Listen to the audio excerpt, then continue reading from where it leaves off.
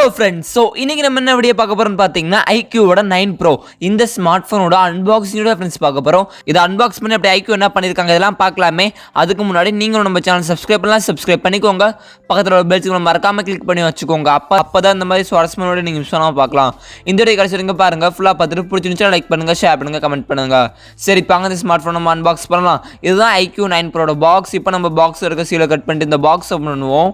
Box open பண்ணே பாத்தீங்கன்னா first எடுத்தனே smart phone இருக்கு. ஸ்மார்ட் போன் எடுத்து நம்ம சைடுல வச்சிரோம். பாக்ஸ்ல வேற என்ன இருக்குன்னு பார்த்தா அதுக்கு அப்புறம் ஸ்மார்ட் போனுக்கு வருவோம். நெக்ஸ்ட் பாக்ஸ்ல பாத்தீங்கன்னா கொஞ்சம் ரீடிங் மெட்டீரியல், டாக்குமெண்டேஷன், கொஞ்சம் பேப்பர் ஒர்க்ஸ்லாம் தந்திருக்காங்க. அண்ட் கலர்ஃபுல்லான ஒரு கேஸ் தந்திருக்காங்க. போனை ப்ரொடெக்ட் பண்ண சிம் எஜெக்டர் டூல் இருக்கு. ஒயிட் கலர்ல ஒரு சார்ஜிங் கேபிள் தந்திருக்காங்க. இது பாத்தீங்கன்னா type C to type C charging cable. கடைசியா பாக்ஸ்ல பாத்தீங்கன்னா 120 வாட்கான ஃபாஸ்ட் சார்ஜிங் அடாப்டர் தந்திருக்காங்க. ஓகே ஃப்ரெண்ட்ஸ், அவ்வளோ ஃப்ரெண்ட்ஸ் இந்த பாக்ஸ்ல இருக்கு. இப்போ நம்ம இதெல்லாம் சைடுல வச்சு இந்த போனுக்கு வருவோம். ஃபர்ஸ்ட் நம்ம இந்த போன்ல இருந்து ப்ரொடெக்டிவ் ராப்பர் ஸ்டிக்கர்ஸ் எல்லாத்தையும் ரிமூவ் பண்ணிடுவோம்.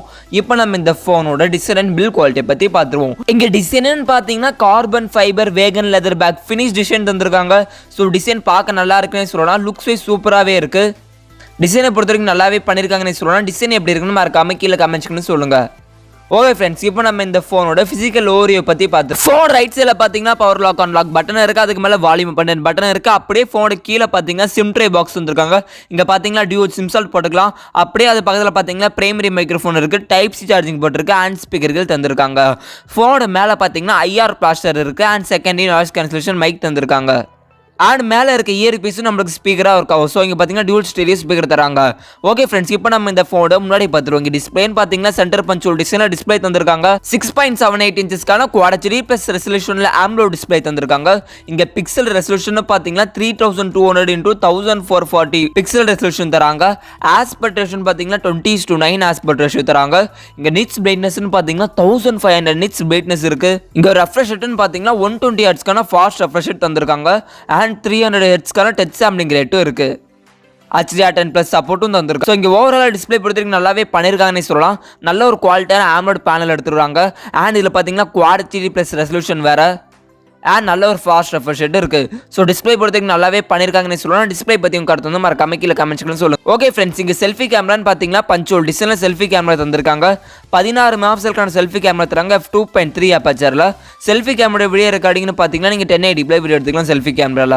ஓகே ஃப்ரெண்ட்ஸ், இப்போ நம்ம இந்த ஃபோனோட பின்னாடி பார்த்துருவோம். இங்கே பின்னாடி இந்த கேமராஸை பற்றி பார்த்துருவோம். இங்கே கேமராஸ்ன்னு பார்த்தீங்கன்னா ட்ரிபிள் ரியர் கேமரா செட்டப் தந்திருக்காங்க. அப்படி இந்த கேமராஸோட LED ஃபிளாஷ் இருக்கு. 50 மெகாபிக்சலுக்கான ஒரு பிரைமரி கேமரா தராங்க.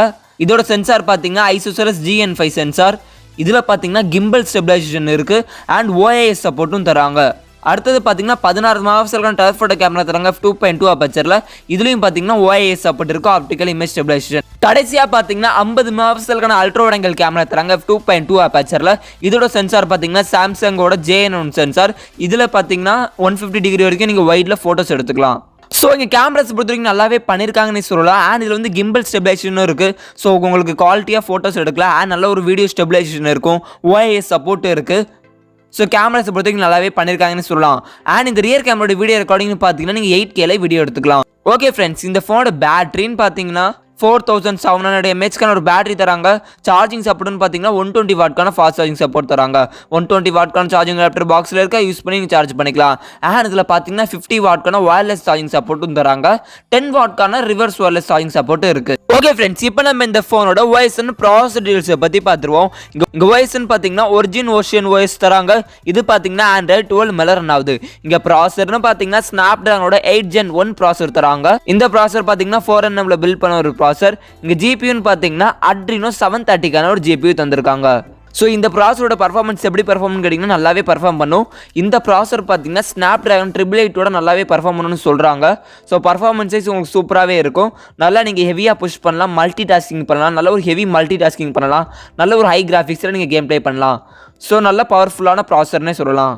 இந்த ஃபோனோட ஸ்டோரேஜ் டைப்னு பார்த்தீங்கன்னா UFS 3.1 ஸ்டோரேஜ் டைப் தராங்க. இந்த ஃபோனோட RAM டைப்னு பார்த்தீங்கன்னா LPDDR5 RAM டைப் தந்திருக்காங்க.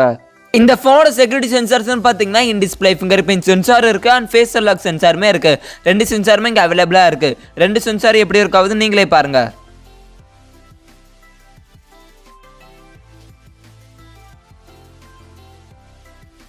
ஓகே ஃப்ரெண்ட்ஸ், இந்த ஃபோனோட வெயிட்னு பார்த்தீங்கன்னா கிளாஸ் பேக் வந்து 250 கிராம் வெயிட் தராங்க.